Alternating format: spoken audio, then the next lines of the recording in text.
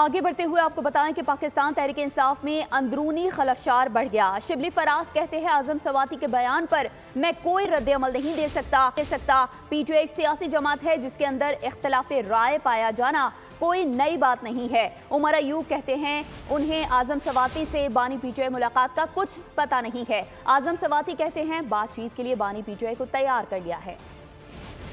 PTI के अंदर leadership आपस में उलझ चुकी है, कोई कुछ कह रहा है और कोई कुछ। जुडिशल कॉम्प्लेक्स के बाहर सेंटर शिबली फराज की मीडिया से गुफ्तगू, कहा कि आजम सवाती के बयान पर कोई बयान नहीं दे सकता। पार्टी इख्तलाफात के हवाले से बातें बढ़ा चढ़ा कर पेश की जा रही हैं।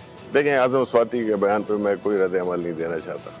ये सियासी जमात है, सियासी जमात में मुख्तलिफ लोगों के मुख्तलिफ ख्यालात होते हैं, तो उसको जिस तरह से मीडिया पे बढ़ा चढ़ा के पेश किया जा रहा है उसकी वो अहमियत नहीं है। उमर अयूब कहते हैं आजम सवाती और बानी पीटीआई की मुलाकात हुई है, कोई हिदायत दी गई है तो इसका मुझे इल्म नहीं। आजम सवाती को कोई हिदायत दी गई है तो वो दुरुस्त होंगी और उनको या उन्होंने इंस्ट्रक्शंस दी हैं उसका मुझे कम से कम नहीं मालूम था। उनको इंस्ट्रक्शंस दी गई होंगी तो वो दुरुस्त ही हैं, और क्योंकि वो हमारे सीनियर पार्टी के रहनुमा और आजम खान सवाती साहब के बेताशा कुर्बानियाँ हैं पार्टी के लिए। इससे कबल आजम सवाती का ये वीडियो बयान सामने आया था कि हमने बानी चेयरमैन से कहा है कि वो कौम के मुस्तकबिल की खातिर बातचीत करें। बातचीत पर रजामंदी किसी कमजोरी की अलामत नहीं बल्कि बड़ापन है। हमने इमरान खान को बातचीत के लिए तैयार किया। हमने गुजारिश की कि पाकिस्तान की खातिर, आने वाली नस्लों की खातिर आप बातचीत करें। बातचीत पर रजामंदी का इजहार किसी कमजोरी की अलामत नहीं बल्कि ये एक बहादुर लीडर का बड़ापन है।